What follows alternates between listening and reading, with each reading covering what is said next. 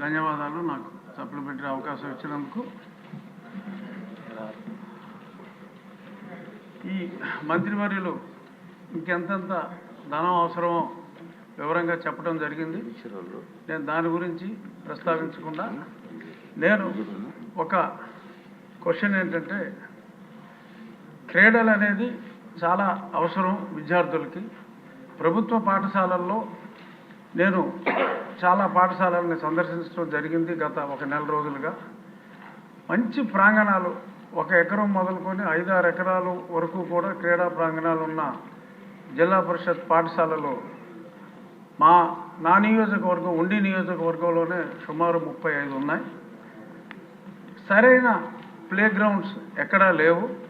So కాబట్టి ఆ play grounds create చేసి పిల్లల్లో ఒక క్రీడా స్ఫూర్తి, అంతసేపు పరీక్షలు మార్కులు రాకపోతే ఆత్మహత్యలు ఇటువంటివి కాకుండా ప్రతిరోజు ఫిజికల్ డైరెక్టర్స్ ఉన్నారు, వాళ్ళకి పని లేదు.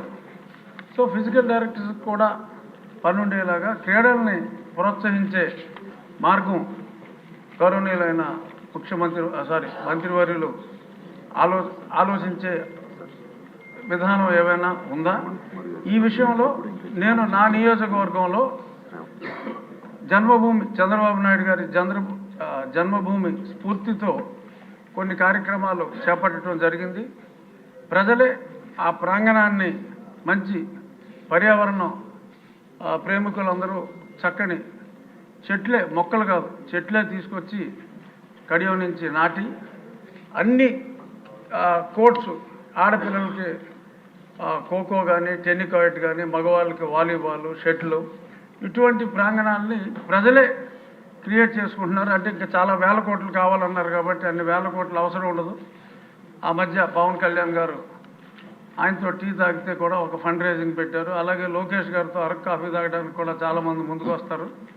సో ఆయన అలాంటి కార్యక్రమం ఏదైనా పెట్టే ఉద్దేశం ఉందా అని క్వశ్చన్ రూపంలో అడుగుతూ, ఆయన స్ఫూర్తితో చాలామంది ఈ స్కూల్స్లో ఈ క్రీడల్ డెవలప్మెంట్కి అంత తొందరగా బెల్కొట్టేయచ్చు సార్ అని అంత సమయం తీసుకుని అనుబంధం జస్ట్ అయిపోవచ్చు సార్.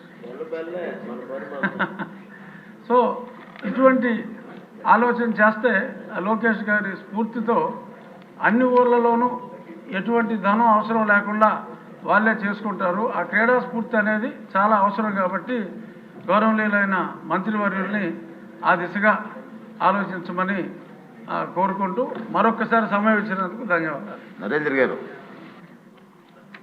నెక్స్ట్